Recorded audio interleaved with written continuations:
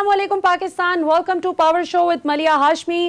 नाज़रीन, बहुत ही दिलचस्प सूरत हाल है। नैब ऑर्डिनेंस आया है जिसके हवाले से एक बहुत बहस की जा रही है कि उसका जो मुसवदा तैयार किया गया है नए नैब ऑर्डिनेंस का, उसमें हुकूमत को ऑपोजिशन से एग्जैक्टली वही ताने सुनने को मिल रहे हैं जो बकौल ऑपोजिशन के हुकूमत आज तक ऑपोजिशन को देती आई है।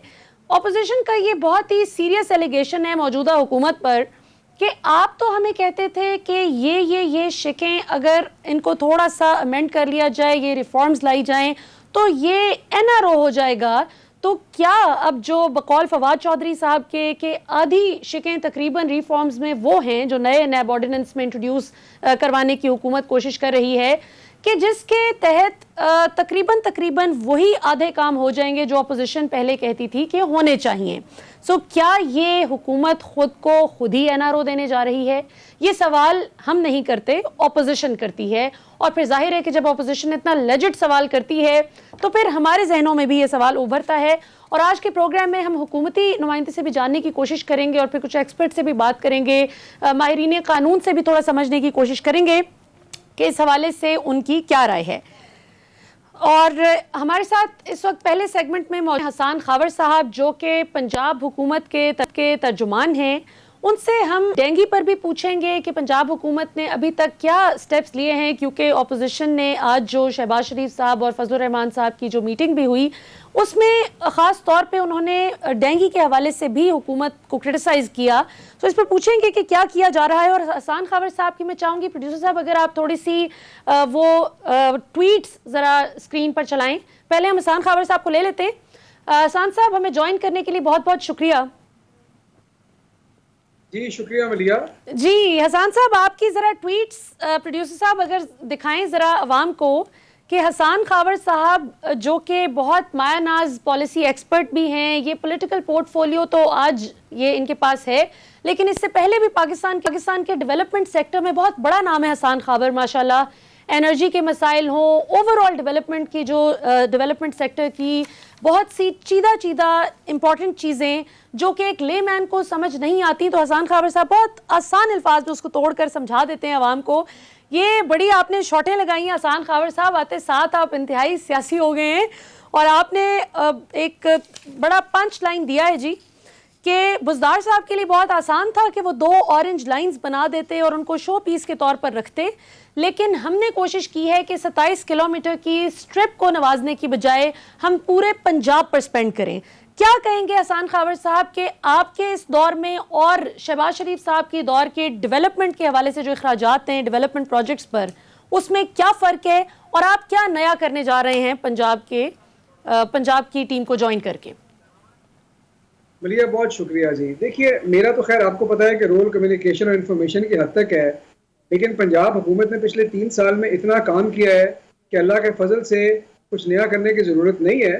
नया बहुत कुछ करेंगे अगले 2 साल, लेकिन ये मैं आगे की बात नहीं कर रहा। मेरा तो काम ये है कि मैं आपको बताऊं कि अभी तक क्या हुआ है। और ये जिस ट्वीट का हवाला दे रही है, देखिए इसमें ज़रा समझने की ज़रूरत है मलिया। देखिए, एक होती है showpiece mentality. Showpiece mentality का मतलब ये है कि आप कोई एक चीज़ ऐसी बना दें कि लोगों की तवज्जो असल चीज़ से हट के लोग उसको देखें, वो कहीं जी बड़ा अच्छा, असल इशू से ये बात ख़त्म हो जाए। शहबाज शरीफ साहब की हुकूमत ने यह किया कि ये जो ऑरेंज लाइन मंसूबा था, ये 150 अरब से बात शुरू करते करते 300 अरब पर पहुंची और ये 300 अरब रुपया लाहौर के एक 27 किलोमीटर के एरिया के लिए मखसूस कर दिया गया। ये वो रकम थी जिससे स्कूल, हस्पताल, डिस्पेंसरियां, सोशल वेलफेयर सेंटर, यतीम खाने, क्या कुछ नहीं बन सकता था। अब जो बुज़दार साहब की हुकूमत थी वो लाहौर सेंट्रिक उनका मॉडल नहीं था। उन्होंने कोई खुद नुमाई के लिए नुमाइशी हुकूमत नहीं करनी थी। उन्होंने ये कहा कि भाई ये पंजाब के तमाम ज़िलों के साथ यकसा सलूक होना चाहिए।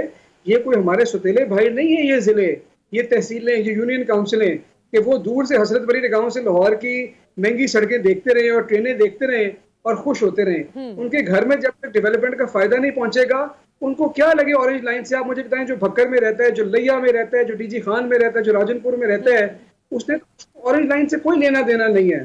तो ये है रियल डेवलपमेंट। जब आप एक पूरा पैकेज लाए, आपने उसको पूरे पंजाब को सैराब कर दिया, ताकि घर घर इसका फायदा पहुंचे। तो ये दिन और रात का फर्क है। हमें क्यों नहीं नजर आता? उन लोगों को नजर नहीं आता जो ऑरेंज लाइन मेंटेलिटी की ऐनक लगा के रखेंगे, ठीक है ना। वो कहेंगे कि जी हमने तो कोई बहुत बड़ा शाइनी चीज नहीं देखी।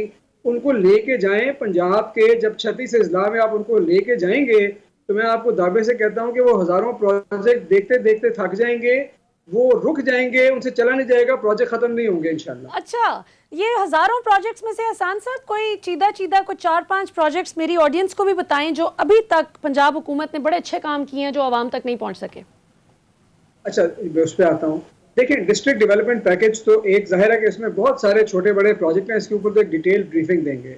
लेकिन आपने कहा कि जी सीधा सीधा क्या काम है, मैं आपको 3-4 बातें बता देता हूँ जो बड़ी हैं, जो मेरे नज़दीक बड़ी हैं। इतनी चीज़ें हैं कि अगर आपका प्रोग्राम खत्म हो जाएगा बात नहीं होगी, लेकिन देखते हैं आप कितना टाइम देती हैं। अच्छा, सबसे पहले ये चीज़ है, सबसे पहली देखिए ये चीज़ है कि आज तक पिछली हुकूमत भी और उससे पिछली हुकूमतें भी ये करती थी कि हेल्थ सेक्टर के अंदर हर चीज हर रकम जाके उन्हीं डिस्पेंसरियों पे लगाती थी। अगली हुकूमत आती थी, आधे पैसे लगते थे, आधे खाए जाते थे, जो लगते थे वो उतर जाते थे, फायदा कोई होता नहीं था, मरीज उसी तरह खौर होते थे।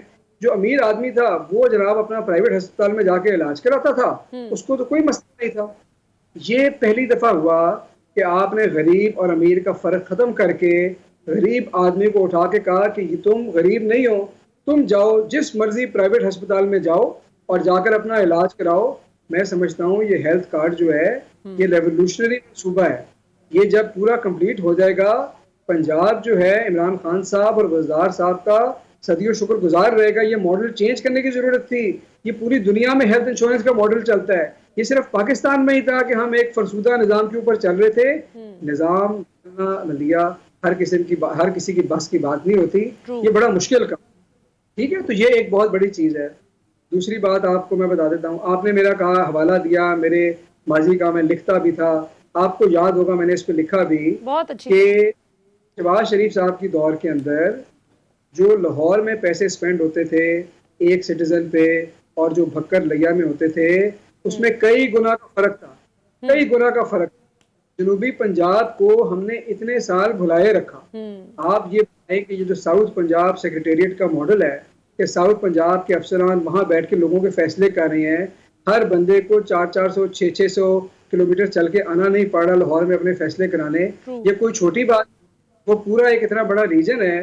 तो पंजाब जो है 11 करोड़ लोगों का सूबा है, उसमें से हम ये कहें कि जो 1 करोड़ लाहौर का है उसको तो सब कुछ मिले, बाकी 10 करोड़ को हम भूल जाएं। तो वो जो भूले हुए ना इतने सालों में, वो साउथ पंजाब से उन्होंने मुस्तफीद होना शुरू किया, उनके बजट रिंग फेंस हो गए। अब जो प्लान डेवलपमेंट का ADP होता है, डेवलपमेंट प्रोग्राम, वो साउथ पंजाब का अलग है, बाकी पंजाब का अलग है। तो ये बहुत बड़ी चीज है।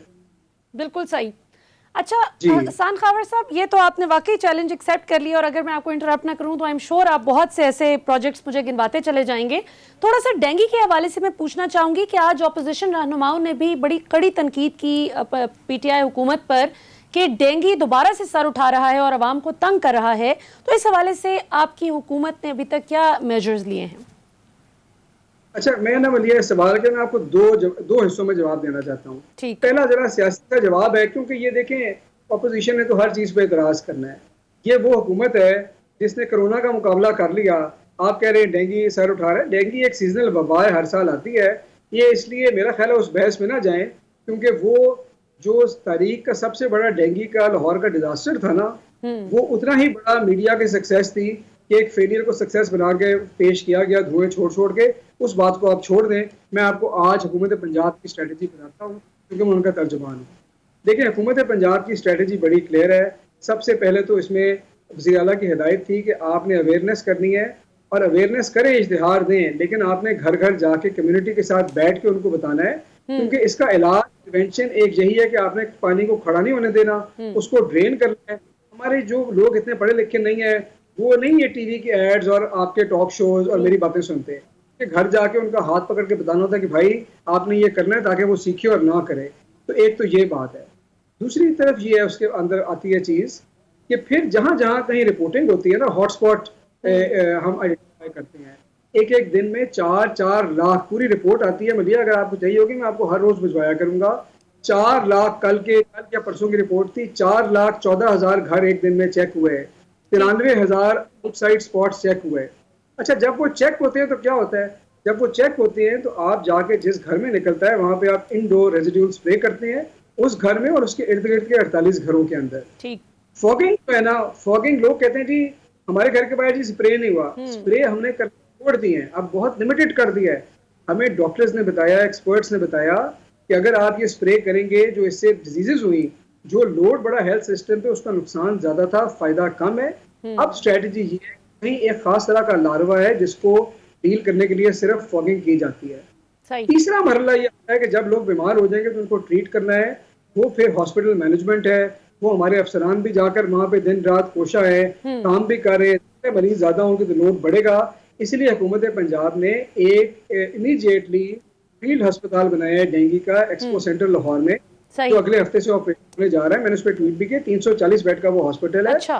और इंशाअल्लाह हम इस क्राइसिस से निकलेंगे। शहबाज शरीफ साहब से कहें कि वो सियासी फिक्र करें, वो अपने पार्टी की फिक्र करें, वो ऐसे बिला वजह के इश्यूज ना उठाएं, क्योंकि ये लोगों का जेन्युइन मसला है और लोगों को बताने दें हुकूमत को कि वो कहाँ आ सकते हैं अगर वो बीमार हो, और हुकूमत लोगों के मसाइल और स्पेशली डेंगू की रोकथाम के लिए कोशा है। बिल्कुल ठीक। वैसे शहबाज शरीफ साहब तो आपके मशवरे से पहले ही सियासत पर काफी तवज्जो दे रहे हैं, उन्होंने तो फिल फॉर इलेक्शंस का भी मुतालबा कर दिया है।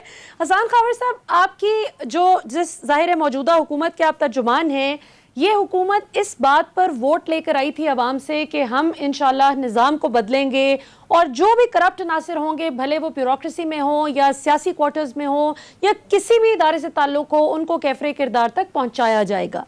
सो ब्यूरोक्रेसी के हवाले से चूंकि अब नैब ऑर्डिनेंस भी जो नया मुसवदा है उसमें बहुत ही कुछ इंटरेस्टिंग शिकें हैं, ब्यूरोक्रेट्स को शायद आप लोग अपीज करने की कोशिश कर रहे हैं कि आप लोग डरे नहीं, कोई केसेस वगैरह नहीं बनेंगे।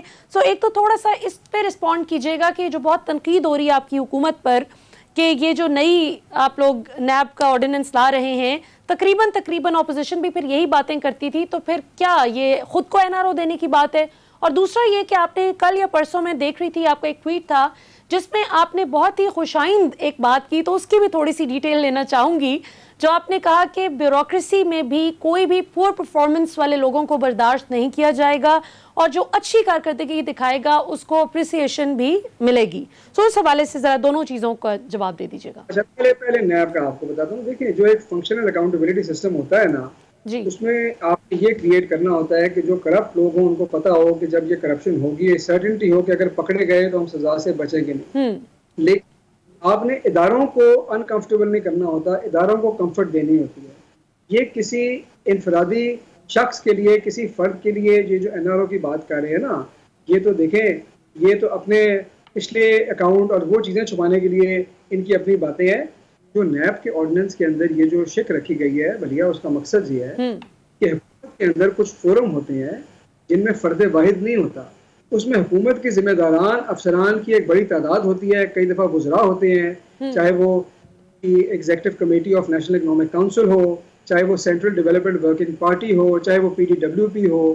तो मुझे के बारे में कहा गया। अच्छा, इसकी वजह क्या है, क्यों इनके बारे में इसलिए कहा गया है कि एक लॉजिकल बात है कि जब एक मेज के ऊपर 20-25 जिम्मेदार अफसरान या ओहदेदारान बैठ के फैसला करेंगे तो वो 25 के 25 करप्ट नहीं हो सकते। करप्ट एक होता है बंदा, 2 3 होते हैं, सारे नहीं हो सकते।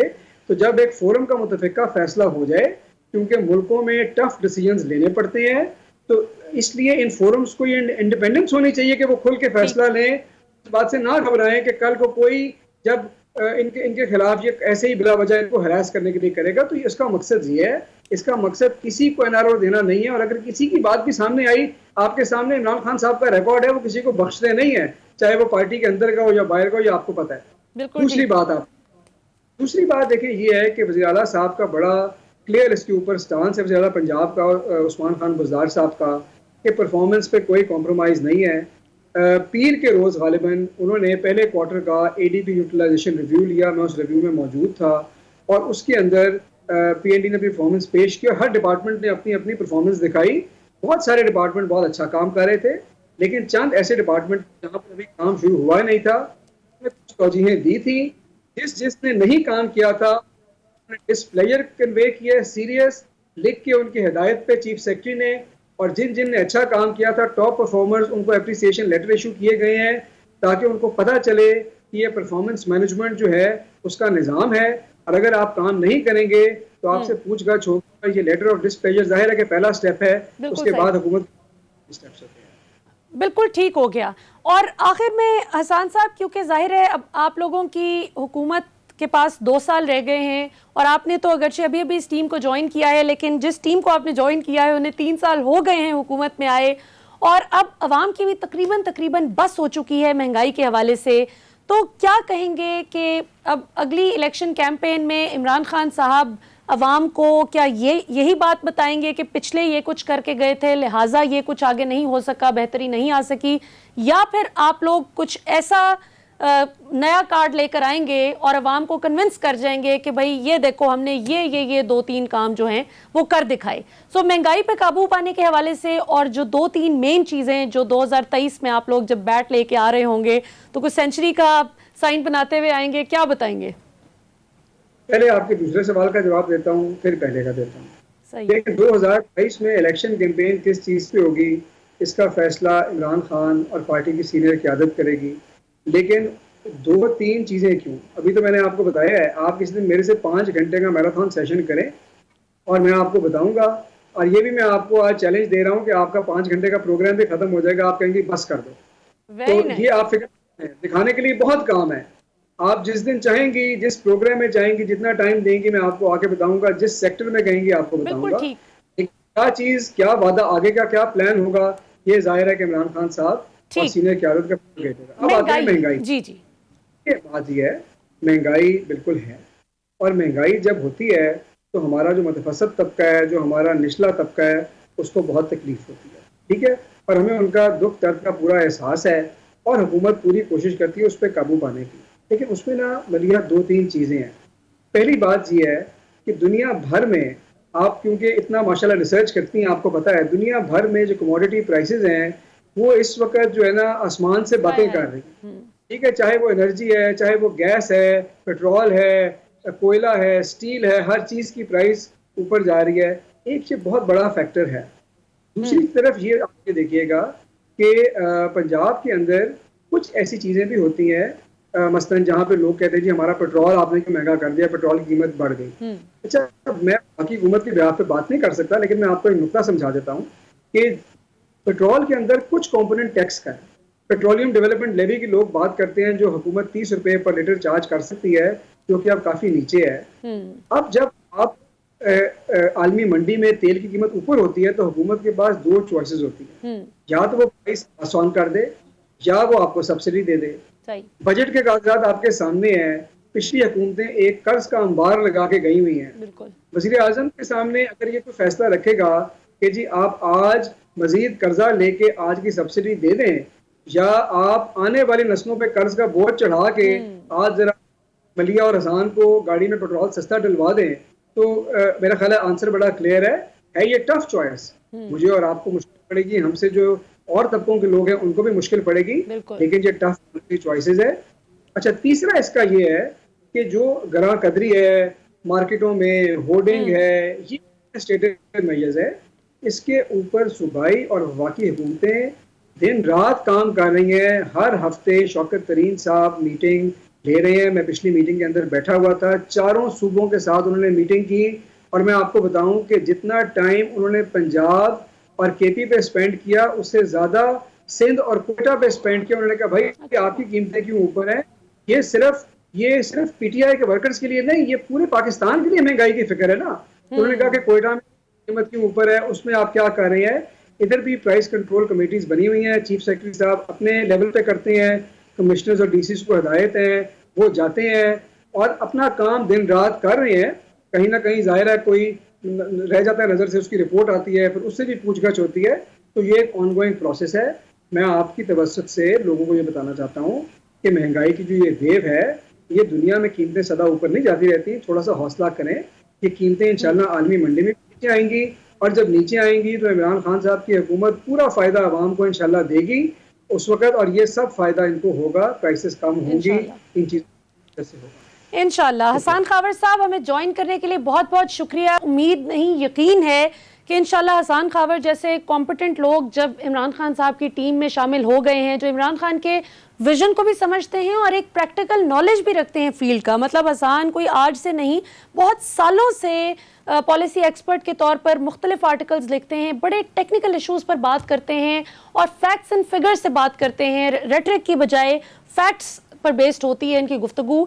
सो इंशाल्लाह इस यकीन के साथ कि इन्हीं फैक्ट्स को मद्देनजर रखते हुए कुछ और फैक्ट्स पर भी ये नज़र दौड़ाएंगे। जहां जहां ब्यूरोक्रेसी काम चोरी करते हुई नजर आएगी, वहां पर मुझे यकीन है कि ये और इनकी पूरी टीम उसको वहीं पर पकड़ेगी और वहीं पर उनसे सही काम करवाएगी। क्योंकि पिछले 3 साल में तो हमने इमरान खान हुकूमत के तकरीबन बहुत से, सिवाय चंद एक वज़रा के जो तमाम ब्यूरोक्रेसी के साथ चल जाते हैं, हमने यही सुना है कि जी ब्यूरोक्रेसी काम नहीं करने देती। ये कुछ लोग हैं जिस तरह मुराद सईद हैं, फवाद चौधरी हैं, कि आप इन्हें जहां मर्जी लगा दें ये ब्यूरोक्रेसी से काम करवा लेंगे। या असद उमर भी। नाज़रीन, यहाँ पर वक्त तो एक शॉर्ट कमर्शियल ब्रेक का, ब्रेक के बाद वापस आएंगे तो ज़रा थोड़ा सा कानूनी इशू समझने की कोशिश करेंगे कि नैब ऑर्डिनेंस को अब ये जो सियासी रंग दिया जा रहा है, इसको हुकूमत खुद ही पहले कहती थी कि जी नैब ऑर्डिनेंस में किसी किस्म की भी जो तरमीम ऑपोजिशन की तरफ से सजेस्ट की जाती है ये तो NRO मांगने की एक कोशिश है। जबकि अब फवाद चौधरी साहब अब से कुछ देर कबल एक टेलीविजन प्रोग्राम में बात करते हुए उन्होंने एक सवाल के जवाब में बताया कि इसमें तकरीबन आधी शिकें जो हम इंट्रोड्यूस करवाना चाह रहे हैं ये तो वो हैं जो अपोजिशन खुद ही सजेस्ट करती थी पहले और अब ये सियासी शोर मचा रहे हैं। सवाल यहाँ पर ये आता है कि क्या अब अपोजिशन को आप कहते थे कि वो NRO मांग रहे हैं, क्या इस वक्त आप भी खुद को NRO देने की कोशिश कर रहे हैं या नहीं? After the break.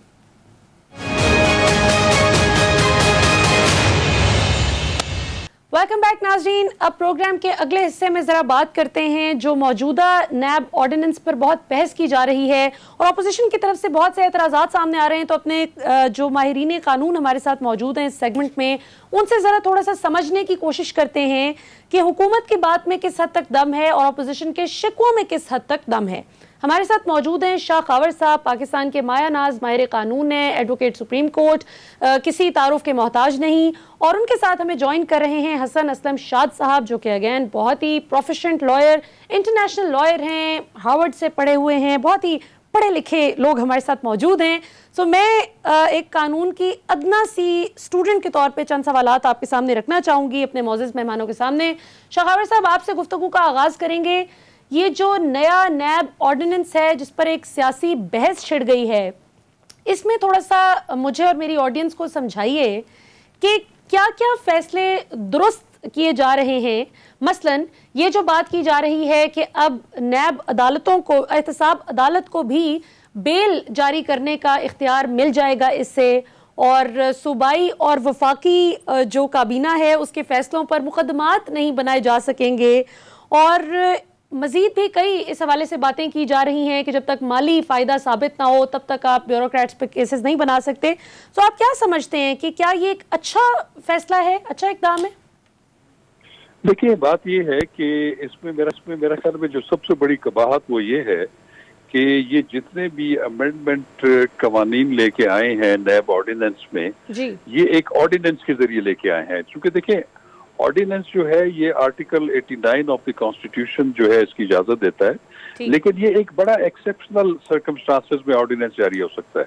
वो आर्टिकल 89 ये कहता है कि सदर मुमलिकत किसी ऐसे चीज के ऊपर कानून साजी बजरिया ऑर्डिनेंस कर सकते हैं कि जब के कौमी असम्बली और सेनेट जो है वो सेशन में ना हो और कोई एक ऐसी गैर मामूली सूरत हाल जो है वो सामने आ गई है जिस पे कानून साजी करना लाजमी है, तो फिर ये एक ऑर्डिनेंस के जरिए वो कानून साजी कर सकते हैं जिसकी मुद्दत 120 दिन होती है।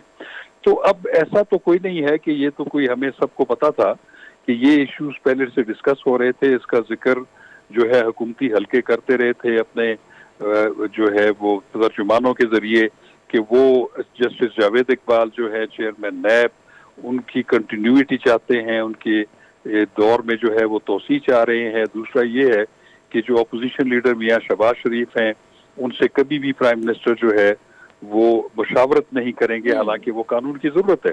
तो इसलिए ये तो नहीं कहा जा सकता कि एक इमरजेंट सिचुएशन में ये किया गया, लेकिन चले बहरहाल अगर ये एक प्रोमलगेट हो गया ऑर्डिनेंस, तो अब इसको देखना ये है कि ये जिसमें जितनी तरामीम हुई हैं वो कितनी अच्छी हैं और कौन सी जो है वो ग्रे एरियाज हैं। तो अगर आप स्टैंडिंग कमेटी सेनेट की जो है उसमें अगर जो नैब के कवानीन में जो तरामीम की सिफारिशात आई थी, चाहे वो अपोजिशन की तरफ से या हुकूमत की तरफ से, वो ऑलमोस्ट 80% वही हैं जो कि इस ये ऑर्डिनेंस में है। लेकिन सिर्फ एक मैं समझता हूँ कि इसमें ग्रे एरिया ये है कि वो जो हुकूमत की ख्वाहिश थी जस्टिस जावेद इकबाल को अपने ओहदा जारी रखने की, वो अमेंडमेंट में मौजूद है कि जब तक नए चेयरमैन का तकर्रुर नहीं होता तो जो आउट गोइंग चेयरमैन है वो उस वक्त तक जो है वो उस ओहदे पे विराजमान रहेंगे जब तक नया चेयरमैन चार्ज नहीं ले लेता। और दूसरी इसमें जो सबसे ग्रे एरिया मैं समझता हूँ वो ये है कि जो उसमें ये लिखा गया कि गो के चेयरमैन नैब की मुद्दत 4 साल ही रहेगी और उसमें जो मुशावरत का तरीकाकार है वो भी उसमें दिया गया है। लेकिन ये जो मौजूदा चेयरमैन है ये अपने 4 साल पूरे करने के बाद जो इनकम्बेंट चेयरमैन है जो कि जस्टिस जावेद इकबाल है, उनको एक एक्सेप्शन क्रिएट की गई कि उनको आइंदा भी 4 साल के लिए उनको कंसिडर किया जा सकता है जो तरीकाकार कानून में दिया गया है। तो ये एक पर्सन स्पेसिफिक एक तरमीम है जिसको कभी भी अच्छी नजर से नहीं देखा जाएगा और कल को अगर इसको चैलेंज हुआ तो सुपीरियर कोर्ट्स यकीनन इस पे एक्शन लेंगी। और जाहिर है कि ये हुकूमत पे बहुत बैडली रिफ्लेक्ट करेगा। क्या वजह है शाह खावर साहब, जाहिर है कि जस्टिस रिटायर्ड जावेद इकबाल साहब हों या कोई भी मोअज़्ज़ज़ साहब हों जो इस ओहदे पर विराजमान हों, आपको क्या लगता है, क्योंकि फवाद चौधरी साहब ने इस बात के डिफेंस में हुकूमती मौक़िफ़ बयान करते हुए ये कहा था कि अगर हमें इतना ही शौक हो सिर्फ एक किसी भी स्पेसिफिक बंदे को इस ओहदे पर विराजमान रखने का, तो फिर हम ये शेख ही ना डालते, हम कहते कि ये दोबारा से इनको मिल जाती है एक्सटेंशन, हम आराम से दिलवा देते। उन्होंने कहा कि ये जो हमने एक शिक रखी है कि उनकी नए की तकर्रुरी तक ये रह सकते हैं, तो ये बताता है कि हम कोई इतने ऑब्सेस्ड नहीं है कि हमें एक ही शख्स को इस ओहदे पर रखना है। देखिए, मैं समझता हूँ कि ये एक कानूनी नहीं बल्कि ये एक सियासी बयानात हैं और अपनी शॉर्ट कमिंग्स को अनफॉर्चुनेटली कवर करने की जो है ये बात है। देखिए, बात ये है कि जो NAO 1999 है जो असल लॉ है उसके बारे में भी बहुत ज्यादा लोग एतराज करते हैं, लेकिन उसमें एक मकसद के तहत 4 साल जो है चेयरमैन नैब को दिए गए थे। उसकी वजह यह है कि चेयरमैन नैब 4 साल में अपनी गैर जानिबदारी जो है वो उसको डिस्प्ले करे और उसको कम से कम ये ना हो कि मेरे किसी एक्शन की वजह से मैं अगर हुकूमत को अपीज करूंगा तो मुझे वो मजीद 4 साल के लिए जो है वो मुंतखब करेंगे। तो ऐसे नहीं होता ये चीजें। देखिए, ये मेगा करप्शन के केसेस का मामला है और चेयरमैन नैब के पास वसी तर इख्तियारात हैं, तो इसलिए मैं समझता हूँ कि वो भी एक मुतनाज़ा कानून है NAO 1999, लेकिन उसमें भी जो एक खास मुद्दत रखी गई उसके पीछे एक लॉजिक है कि वो आइंदा के लिए जो है अपने जो तोसी के लिए ऐसे इकदाम न करें जो किसी को खुश या किसी को नाखुश करने के लिए हों। तो मैं समझता हूँ कि ऐसी तोजी की कोई कानूनी गुंजाइश मौजूद नहीं। बिल्कुल ठीक। हसन असलम शाद साहब, आपकी तरफ आना चाहूंगी। आप ऑपोजिशन की ये जो एक सियासी शिकायत भी है और अब कानूनी शिकायत भी एक तरह से उनकी बन गई है, वो ये कहते हैं कि जी हम जब ये तरामीम करने को कहते थे तो उस वक्त इमरान खान साहब और उनकी हुकूमत कहती थी कि ये तो NRO मांग रहे हैं, और अब ये खुद कहते हैं कि आधी से ज्यादा जो तरामीम ये खुद इंट्रोड्यूस करवाने जा रही है हुकूमत, ये वही हैं जो हम भी सजेस्ट करते थे। तो या तो ये भी NRO मांग रहे हैं या फिर हम पहले से एक सेंसिबल बात कर रहे थे जिस पर अब ये भी रजामंद हो गए। क्या कहेंगे? जी, थैंक यू वेरी मच मलिया for having me on your show. मेरा ख्याल है जी शाह खावर साहब ने बहुत अच्छा तजज़िया दिया है इसके ऊपर। मैं सिर्फ इस पे ये कहूंगा कि देखें, ये अब मेरे ख्याल में ये पॉलिटिक्स है जो हमारे सामने हो रहा है सारा, ये सारे का सारा पॉलिटिक्स है। हमें पता है कि हमारे ऊपर कितने एक्सटर्नल प्रेशर्स हैं। अफगानिस्तान सिचुएशन हमारे ऊपर है।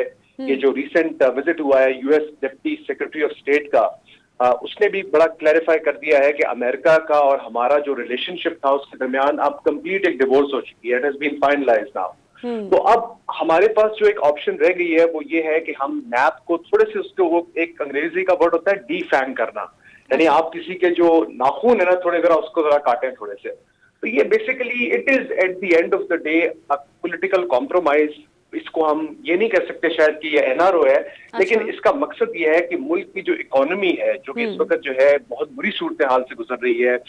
आपको पता है कि IMF के साथ भी हमारी डिस्कशन चल रही है, वो हमारे ऊपर जाहिर है बहुत सारी शराइत लगा रहे हैं और उनकी डिमांड्स और भी हैं, और इसका क्या आगे आउटकम होगा ये किसी को नहीं पता, एटलीस्ट मुझे नहीं पता क्योंकि I am not an economist. लेकिन इसके कुछ डोमेस्टिक इम्प्लीकेशंस भी हैं, क्योंकि देखिए 2023 में इलेक्शन आ रहा है, तो आपने इकोनॉमी का जो इंजन है उसको भी आगे चलाना है। तो इसलिए मेरे ख्याल में I do see it as some sort of compromise, although it would be in my view unfair to call it NRO, कि इसमें कुछ ऐसी तरमीम भी हैं जो कि बिजनेसेस को फैसिलिटेट करने के लिए, मुल्क के अंदर जनरल इकोनॉमी को बेहतर करने के लिए जो है मददगार साबित होंगी।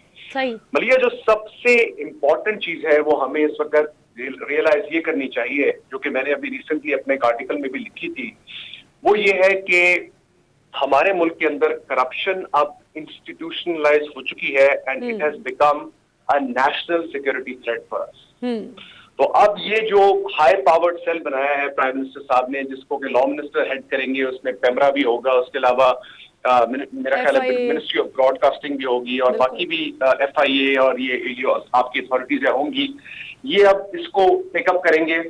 लेकिन अनफॉर्चुनेटली ये जो करप्शन है ये इतनी डीप रूटेड है आपके मुल्क के अंदर कि इसको खत्म करना जो है ये मेरे ख्याल में इनके बस की बात नहीं है, और इसमें कुछ वाइटल नेशनल इंटरेस्ट जो है आपकी वो भी इन्वॉल्व होंगी।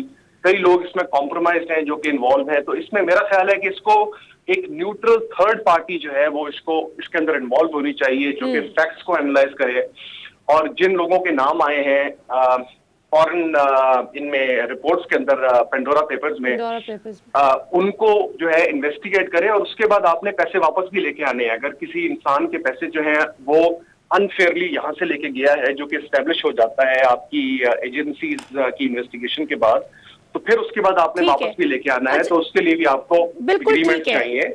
अच्छा, आखिर में मैं जरा शाह खावर साहब से भी एक सवाल कर लूं और फिर मैं I get back to you also. मुझे आपसे एक बहुत, क्योंकि आप इंटरनेशनल लॉयर भी हैं, तो मैं आपसे जरा तकाबली जायजा दिलवाना चाहूंगी, दुनिया में जो डेवलप्ड ममालिक हैं उनमें क्या होता है जब करप्शन पकड़ी जाती है बमुकाबला पाकिस्तान। शाह खावर साहब, आपसे मैं लास्ट क्वेश्चन ये करना चाहूंगी कि ये जो एक खास शिक है जिस पर बहुत बहस की जा रही है नैब ऑर्डिनेंस में जो इंट्रोड्यूस करवाई जा रही है कि नैब वफाकी और सूबाई काबीना के फैसलों पर मुकदमात नहीं बना सकेगी। तो आपको लगता है कि ये एक पॉजिटिव फैसला है ब्यूरोक्रेट्स को इनकरेज करने के लिए कि ठीक है भाई, अगर आप गलत काम नहीं करेंगे तो नहीं पकड़े जाएंगे, या फिर ये जो बड़ी मछलियां जो गलत काम करने की आदी हैं, जो अभी भी बच जाती हैं बहुत आसानी से, ये उनको मजीद शह देने वाली बात है? देखिए, बात यह है कि आइन खुद जो है उसमें कुछ ऐसी शिकें मौजूद हैं कि जो एक इस्तिस्ना देती हैं। देखिए, जो प्रेसिडेंट ऑफ पाकिस्तान हो या प्राइम मिनिस्टर हो, चीफ मिनिस्टर हो, फेडरल मिनिस्टर्स हो, सूबाई मिनिस्टर्स हो, वो जब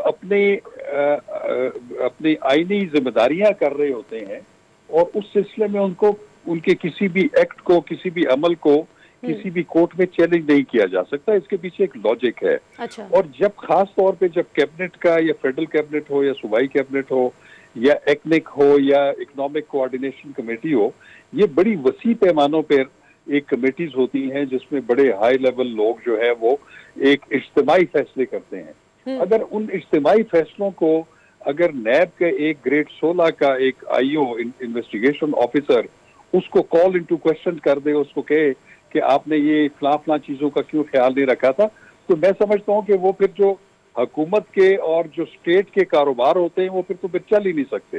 अब बात ये है कि अब ये जरूर है कि उनको तो एक्सेप्शन दी गई है कि उनके फैसलों को चैलेंज नहीं किया जा सकता, लेकिन ऐसा भी नहीं है कि उन फैसलों के नतीजे में अगर कोई एक कॉन्ट्रैक्ट दिया जाता है और अगर कॉन्ट्रैक्ट में कोई पब्लिक ऑफिस होल्डर अपनी मिसयूज ऑफ अथॉरिटी करता है अपने फाइनेंशियल गेन के लिए, माली मनफेत के लिए, तो वो तो कानून से बाहर नहीं है, वो तो फिर भी कानून की गिरफ्त में आ सकता है, नैब की गिरफ्त में। बिल्कुल ठीक हो गया। शाह खावर साहब, में ज्वाइन करने के लिए बहुत बहुत शुक्रिया। लास्ट कमेंट हसन असलम शाद साहब, बाहर की दुनिया में करप्शन पकड़ी जाए तो क्या होता है बमुकाबला पाकिस्तान में? बाहर की दुनिया में जी डिपेंड करता है किस मुल्क की आप बात कर रहे हैं। जैसे डेवलप्ड जो ममालिक हैं, पाकिस्तान उनमें शामिल है, उन्होंने बहुत सारी इंटरनेशनल कन्वेंशंस हैं अगेंस्ट करप्शन उनको साइन किया है, जिसका मतलब ये है कि एक दफा जब वो कन्वेंशन आपका डोमेस्टिक लॉ बन जाए तो फिर ये आपकी रिस्पॉन्सिबिलिटी होती है कि आप करप्शन जो है उसको अप्रूव करें, उसके खिलाफ जो है आप स्ट्रिक्ट एक्शन लें। अनफॉर्चुनेटली पाकिस्तान में कवानीन तो मौजूद हैं लेकिन उनकी इम्प्लीमेंटेशन जो है वो लैकिंग है। अगर मैं आपको मिसाल दूं, ये जो मैंने आर्टिकल लिखा था जिसको मैंने नाम दिया था लॉफेयर अगेंस्ट करप्शन, और उसका मकसद यही था नेशनल सिक्योरिटी, जो मैंने आपसे पॉइंट पहले डिस्कस किया था। तो अगर आप चाइना की एग्जांपल लें तो उन्होंने जो इतने कई 100 मिलियन लोगों को पॉवर्टी से यानी गुर्बत से निकाला है, वो इसी तरह निकाला है कि उन्होंने ये नहीं देखा कि किसने करप्शन की है, वो जनरल है या वो किसान है। उन्होंने जाके पकड़ के उसको जो है वो ट्राई किया है, उसके बाद सेंटेंस किया है और उनके बड़ी स्ट्रिक्ट किस्म की पेनल्टीज लगाई हैं। तो मकसद मेरा कहने का ये है कि अगर आपके पास विल हो टू चेंज तो आप ये चीज कर सकते हैं। चाइना की एग्जांपल मैंने आपको दी और चाइना के अंदर बड़ी रूथलेस किस्म की अकाउंटेबिलिटी हुई, ऐसी अकाउंटेबिलिटी जिसमें किसी को भी नहीं छोड़ा गया।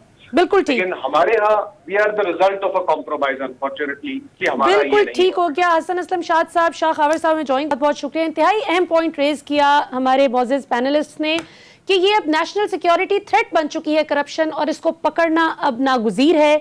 इंशाल्लाह इस उम्मीद के साथ कि पाकिस्तान पे बेहतर वक्त आएगा। कल आपसे फिर मुलाकात होती है इंशाल्लाह। पाकिस्तान जिंदाबाद।